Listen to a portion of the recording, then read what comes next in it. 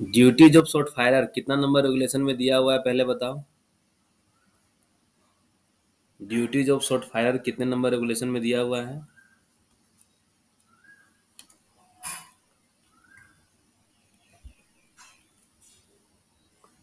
49 number में। यहाँ पे क्या है कि शॉट फायरर को क्या इंश्योर करना चाहिए? The shot firer shall be responsible for the observance by his assistant. मतलब क्या कि शॉट फायर के साथ जो भी उसका असिस्टेंट काम कर रहा है, क्वेश्चन आधा अधूरा आंसर दिया हुआ है कि रूल्स रेगुलेशन और ऑर्डर जो भी निकलता है, जो भी प्रोविजन दिया गया है, उसका सभी उसका असिस्टेंट लोग पूरी तरीके से पालन करे, ये जिम्मेवारी इसके ऊपर है। सेकंड में क्या है कि किसी भी प्रकार का एक्सप्लोसिव वो अनऑथराइज्ड व्यक्ति को नहीं सौंपेगा। ठीक है, इसका इंश्योर करने का काम है कि stemming material is available in sufficient quantity eight convenient place. ये भी ठीक है। जब भी शॉट चार्ज किया जाएगा, स्टेमिंग किया जाएगा, वहाँ प्रेजेंट रहेगा, वो खुद से शॉट फायर करेगा। मतलब ये सारे का सारा चीज सही दिया हुआ है।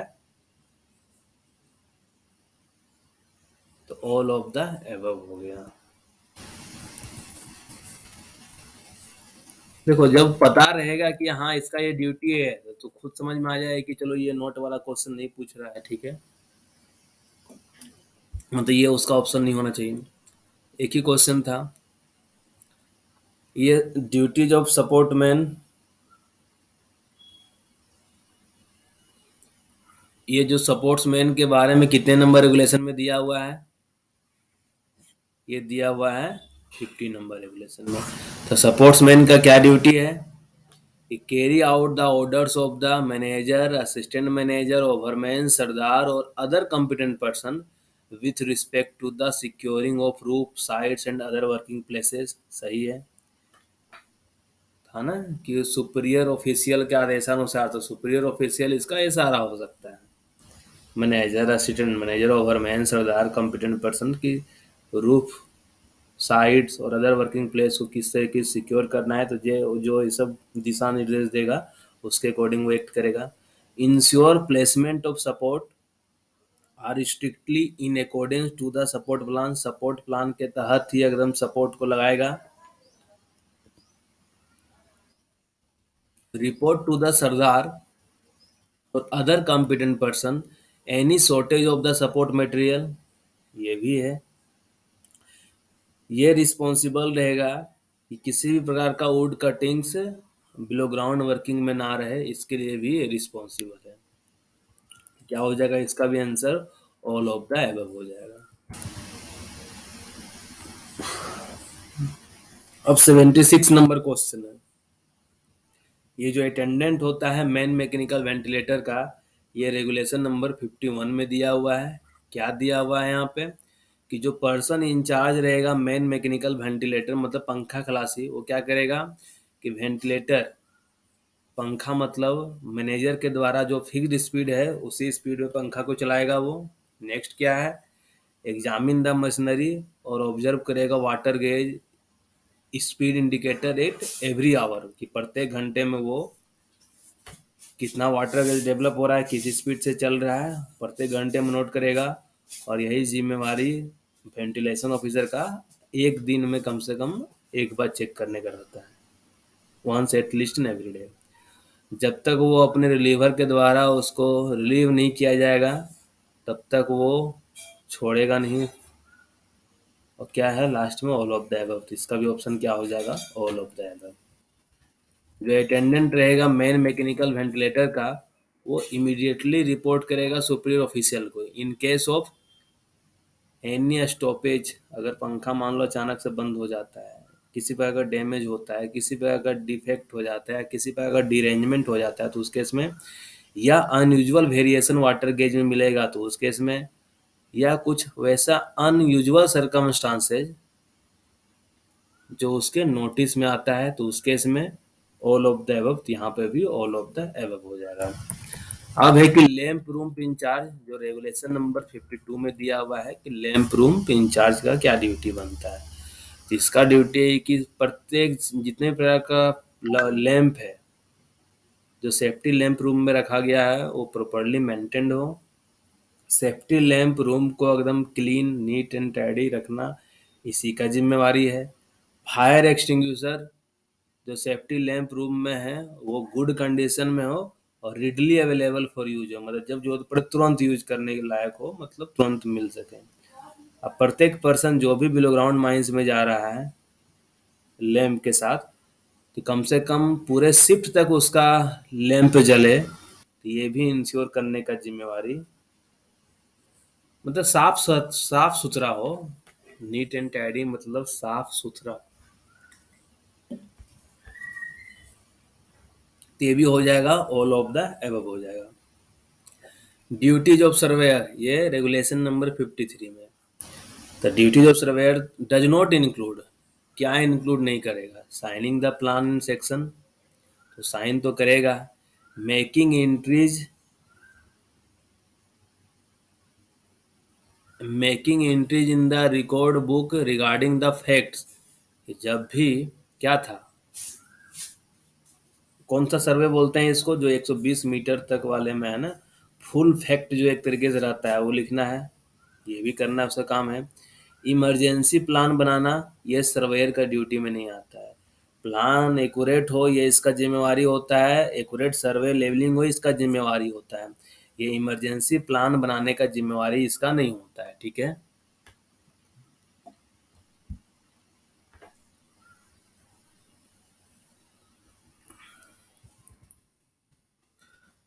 Who shall be responsible for the accuracy of any plan and section or tracing thereof that has been prepared and signed by him, ठीक है। कौन रिस्पॉन्सिबल होता है कि कोई भी प्लान जो है वो एकदम प्लान सेक्शन या ट्रेसिंग एकदम एक्यूरेट बनाया जाए और उसमें साइन करेगा। यहाँ पे ऑप्शन देख के ये सब ऑप्शन टिक करना है, ठीक है। अगर कहीं दे देता है कि हाँ ऑनर एजेंट मैनेजर सर्वेयर चारों कहीं ऑप्शन देता है एक में, तो उस केस में चारों को टिक किया जा सकता है, क्योंकि अगर प्लान इनएक्यूरेट है और उससे कारण कुछ एक्सीडेंट हो जाएगा माइंस में, तो ऑनर एजेंट मैनेजर को भी नहीं बख्शा जाएगा, सब फंसेगा उस केस में। वैसे यहाँ पे जो ऑप्शन है उसके अकॉर्डिंग क्या हो गया, सर्वेयर हो गया। The surveyor shall record the full fact,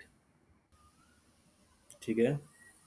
full fact when working of the mine have approached to about from the decimeter from the mine boundary or disused or waterlogged working। Surveyor कितने mine मतलब working कितने दूरी पे रहेगा water logged working या डिस्ट्यूट working या mine boundary से, तो वो फुल फैक्ट एकदम सारा चीज दिखाएगा, तो कितने दूरी पे है। पहले इसका आंसर 75 मीटर था, अब ये हट गया है, अब 120 हो गया है, ठीक है, ध्यान रखना 120 मीटर। रेगुलेशन नंबर 54 में दिया हुआ है अपॉइंटमेंट ऑफ इंजीनियर के बारे में। इसमें क्या दिया हुआ है कि engineer of a mine shall ensure trial run after installation of machinery, हाँ, कि जब भी मशीनरी लाया जा रहा है तो उसका ट्रायल रन करवाने का जिम्मेवारी इंजीनियर का है। Engineer ensure trial run after machinery shifted और इंस्टॉल्ड न्यू, ये भी उसका जिम्मेवारी है। Ensure trial run after machine is shifted or installed new and shall be present during trial run of new machine, ठीक है। Ensure trial run after machinery is shifted or newly installed and shall be present during all such trial run। Ensure trial run after machinery is shifted or installed new and shall be present during trial run after major breakdown। अब देखो सब यहाँ पे क्या क्या दिया हुआ है, एच पर रेगुलेशन दिया हुआ है कि इंजीनियर जो रहेगा,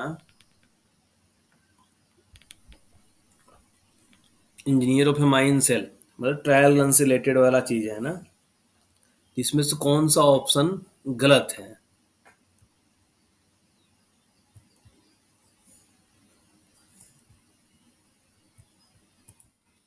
देखो यहाँ पे एक जो पॉइंट पढ़ाया गया है तुम लोग को,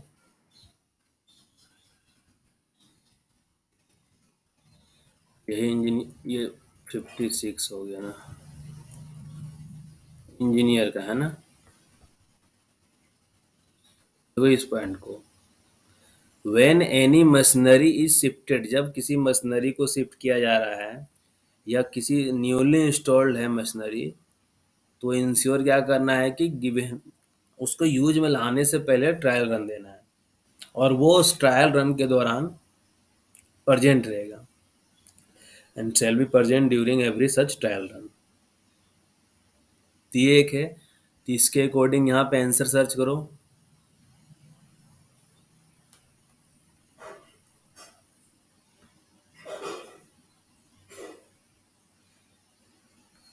तो ये ऑप्शन नहीं है, ब्रेकडाउन वाला ऑप्शन नहीं है, ठीक है।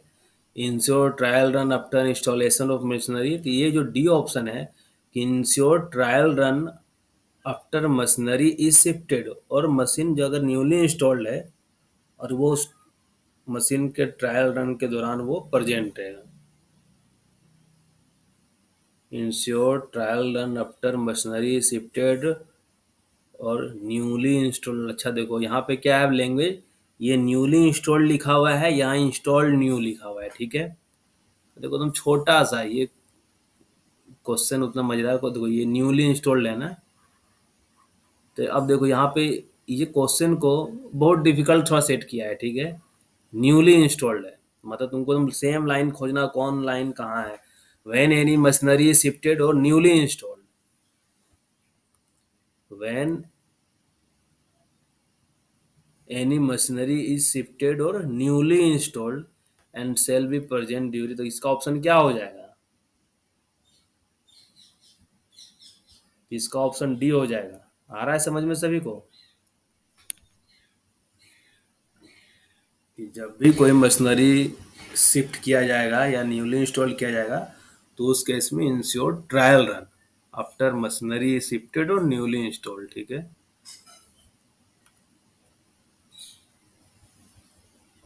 यूज में लाने से पहले ट्रायल रन देना, तो इसका क्या आंसर हो जाएगा।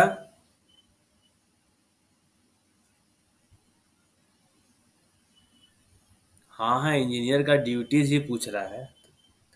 जब ड्यूटीज का हम लोग पढ़ ही रहे हैं तो दूसरा चीज थोड़ी पूछ रहा है।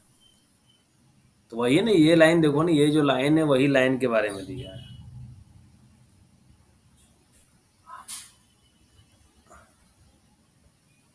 तो हम क्या बोल रहे हैं, नोट नहीं कर रहा, हम कुछ नोट वगैरह के बारे में बोले कि हम बोल रहे हैं कि इसमें इंजीनियर का क्या ड्यूटीज है। ये A B C D 5 option दिया हुआ है, तो 5 में एक कौन नंबर एग्जैक्ट सही है ऑप्शन है, तो ये जो डी नंबर ऑप्शन है ये एकदम एग्जैक्ट सही ऑप्शन है, ठीक है।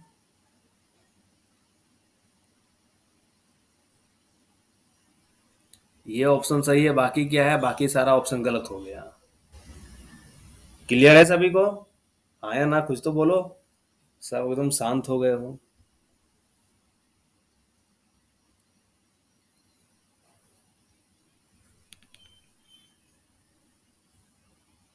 विपुल, गोपाल, रोहित, सिकंदर।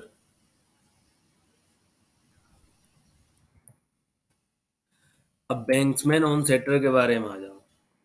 55 नंबर रेगुलेशन क्या है कि एवरी बैंक्समैन और onsetter shall after any stoppage of a winding engine,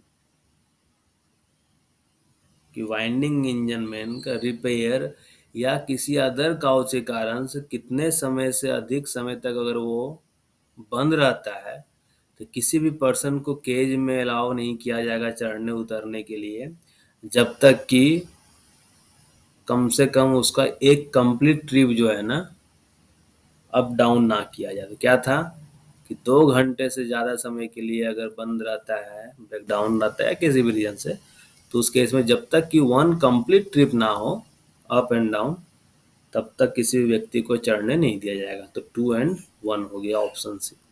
ये क्वेश्चन बढ़िया है।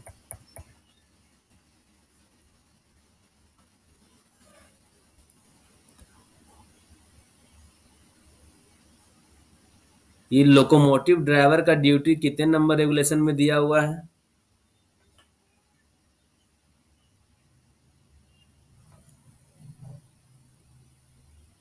लोकोमोटिव ड्राइवर का ड्यूटी कितने नंबर रेगुलेशन में दिया हुआ है।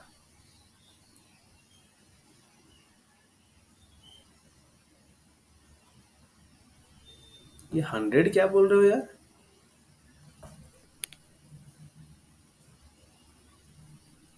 58 में दिया हुआ है। तो 57 में क्या था? यहाँ कुछ एक तो ये लोग छोड़ के गया है यहाँ से, मान लो वाइंडिंग इंजन मैन के बारे में नहीं दिया हुआ है इस रेगुलेशन में। बैंक्समैन ऑन सेटर दे दिया है 56 का, ठीक है। 57 ये नहीं दिया हुआ है, ये दो रेगुलेशन से क्वेश्चन गायब कर दिया है, सीधा 58 दिया हुआ है, ठीक है। 58 दिया हुआ है, मतलब ये हम लोग जो पढ़े हैं ड्यूटी जो बैंक्समैन और ऑन सेटर का जो एक क्वेश्चन था, वो तो वहाँ दे दिया है, ये रेगुलेशन नंबर 56 से दे दिया है, ठीक है। यही है ना 56 नंबर रेगुलेशन।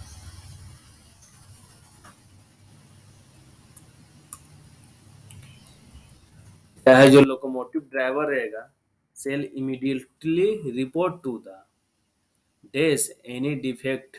तो क्या बताए थे, लोकोमोटिव ड्राइवर रहेगा वो मैनेजर वगैरह को रिपोर्ट नहीं करेगा, वो किसको रिपोर्ट करेगा? लोकोमोटिव ड्राइवर हो गया, वाइंडिंग इंजन मैन हो गया, हॉलेज इंजन मैन हो गया, या हॉलेज अटेंडेंट हो गया। वो किसको रिपोर्ट करेगा? इंजीनियर या किसी अदर कॉम्पिटेंट पर्सन को रिपोर्ट करेगा। लोकोमोटिव ड्राइवर क्या इंश्योर करेगा कि जब भी टब या वैगन को लोकोमोटिव के सामने पुश किया जाएगा, तो उस केस में जो सेंटर रहेगा वो हमेशा लीडिंग वैगन के साथ रहेगा। याद है, बताएं सेंटर कौन होता है? जो मान लो लोकोमोटिव जैसे रेलवे में एक इंजन होता है, बाकी सारा बोगी होता है, तो बोगी को काटना जोड़ने का काम सेंटर का होता है। तो उसी तरीके से क्या होता है, अंडरग्राउंड वगैरह में जो भी लोकोमोटिव यूज किया जाता है, तो एक डीजल लोकोमोटिव एक इंजन हो गया, बाकी साथ में उसके साथ क्या होता है, बॉडी टब या वैगन अटैच किया जाता है।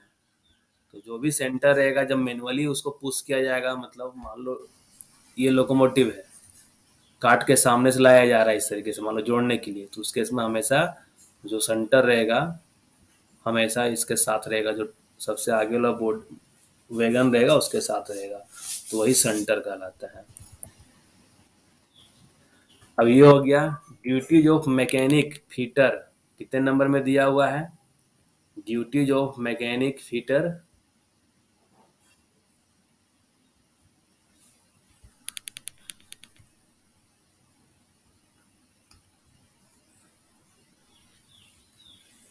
59 नंबर में दिया हुआ है, ड्यूटीज ऑफ मैकेनिक फीटर। और क्या दिया हुआ है, और एक चीज दिया हुआ है ना, duties of cutting and loading machine driver mechanic and fitter.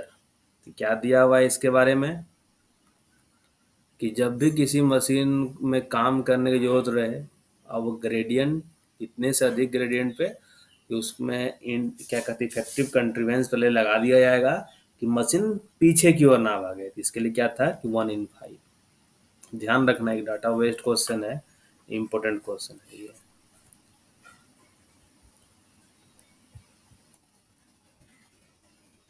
Duties of magazine in charge कितना नंबर रेगुलेशन में दिया हुआ है?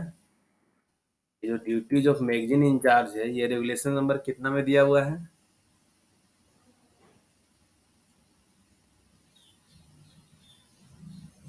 बी क्यों बोल रहे हो यार, बी बी बी क्यों बोल रहे हो? रेगुलेशन नंबर 60 में दिया हुआ ना duties of magazine in charge. D बोलो, डी ठीक है। मैगजीन इंचार्ज क्या ड्यूटी है कि जब भी एक्सप्लोसिव रिटर्न किया जाएगा, ठीक है, when explosive is return to the magazine, तो he shall reissue the return explosive. New day first shift, next day last shift, not reissue any more before issuing fresh stock. क्या था कि मान लो आज explosive लेके गए थे, कुछ एक्सप्लोसिव बच गया तो उसको मैगजीन में रिटर्न कर दी, तो फ्रेश स्टॉक इशू होने से पहले ये जो रिटर्न एक्सप्लोसिव है उसको इशू करना चाहिए। तो before issuing fresh stock he shall reissue the return explosive.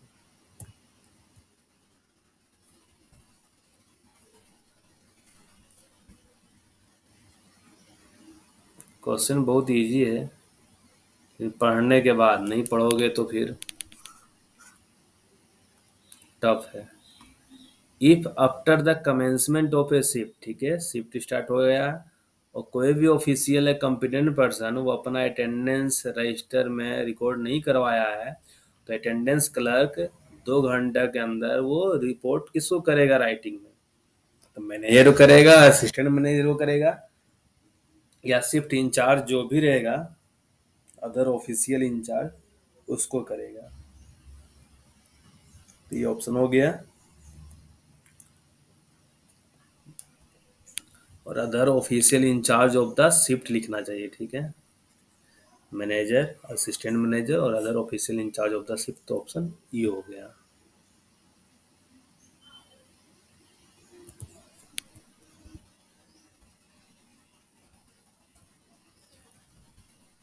ये रेगुलेशन नंबर कितना है बताओ तो? ये रेगुलेशन नंबर कितना है? 90 नंबर जो क्वेश्चन दिया हुआ है, ये कितने नंबर रेगुलेशन में दिया हुआ है?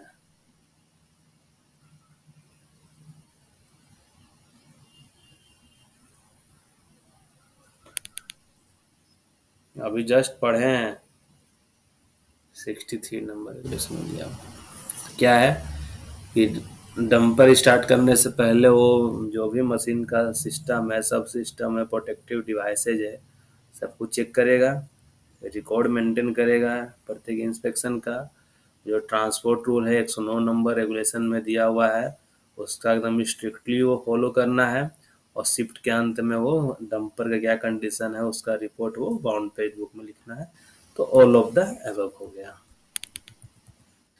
डंपर ऑपरेटर क्या इंश्योर करेगा कि कोई भी मटेरियल जो उसके बॉडी से बाहर की ओर प्रोजेक्टेड है, तो दिन के समय में रेड फ्लैग से दिखाया जाएगा, और डे लाइट और शाम के टाइम में रेड लाइट से दिखाया जाएगा, ठीक है। दिन के समय में रेड फ्लैग से और शाम के टाइम में रेड लाइट से दिखाया जाएगा, मतलब ऑप्शन ए हो गया। अब देखो, पढ़े हुए हैं भी जस्ट, इसलिए रेड फ्लैग रेड लाइट समझ में आ रहा है। रात के टाइम में क्या है कि लाल हो सकता ना दिखे, अंधेरा में नहीं दिखाई देगा ना, काला जैसा नजर आएगा, तो इसलिए कि रेड लाइट। रेलवे में भी देखना, सिग्नल के लिए रात के टाइम में ग्रीन और रेड टॉर्च का यूज करता है, दिन के टाइम में फ्लैग का यूज करता है, झंडा दे देता है स्टेशन पे। हाँ ठीक है, जाओ।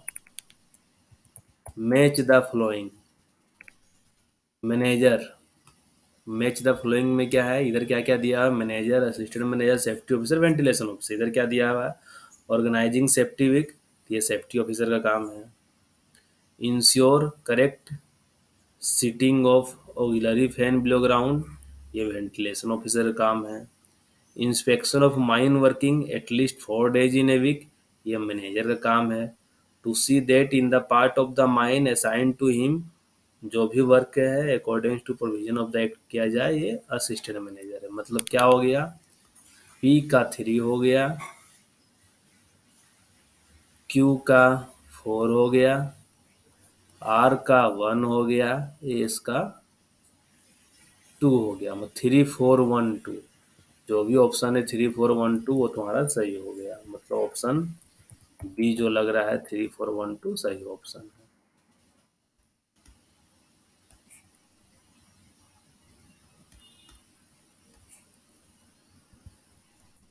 नेक्स्ट क्या है?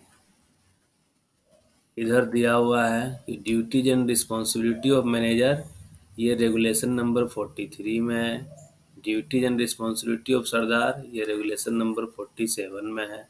ओवरमैन का, सरदार का 48 में है। इंजीनियर का 54 में है। तो देखो कितना इजी है। पी का 2 हो जाएगा, क्यू का 1 हो जाएगा, 4 हो जाएगा, 3 हो जाएगा, 2 1 4 3 इसका भी हो गया। 2 1 4 3 कोई ऑप्शन है? सेकेंड ऑप्शन है।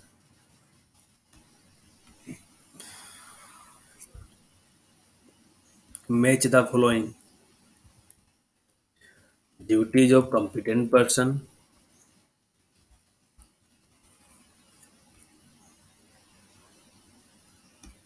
Duties of official, duties of safety officer, duties of ventilation officer. तो जानते हैं सेफ्टी ऑफिसर मैनेजर के बाद है 44 में, और ये वेंटिलेशन ऑफिसर असिस्टेंट मैनेजर के बाद है 46 में है। तो क्या हो गया?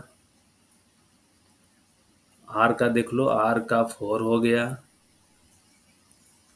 एस का 1 हो गया, ठीक है।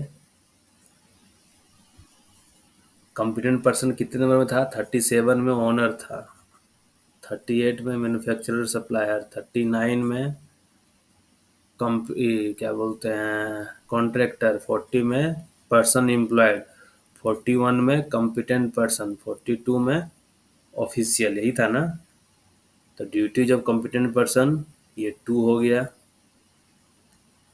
और ड्यूटीज ऑफ ऑफिशियल 3 हो गया। तो 2341 जो है इसका सही ऑप्शन हो जाएगा, 2341।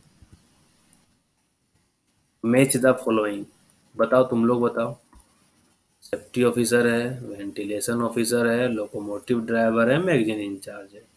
मैगजीन इंचार्ज इधर चला जाएगा, सेफ्टी ऑफिसर यहाँ आ गया, वेंटिलेशन ऑफिसर इधर चला गया, लोकोमोटिव ड्राइवर इधर आ गया। मतलब क्या हो गया? 2143। 2143 कहाँ है? ऑप्शन नंबर ए हो गया।